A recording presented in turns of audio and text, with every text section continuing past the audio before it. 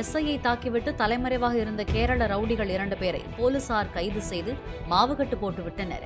காந்திபுரம் பேருந்து நிலையத்தில் எஸ்ஐ கார்த்திகேய பாண்டியன் விசாரித்தபோது கத்தியால் மிரட்டி கையால் முகத்தில் தாக்கிவிட்டு தப்பி ஓடிய ரவுடிகள் 2 பேரை கேரள எல்லையில் சுற்றி வளைத்தபோது தப்பி ஓட முயன்றதால் கீழே விழுந்ததில் இருவருக்கும் கை கால்களில் எலும்பு முறிவு ஏற்பட்டதாக போலீசார் தெரிவித்தனர்.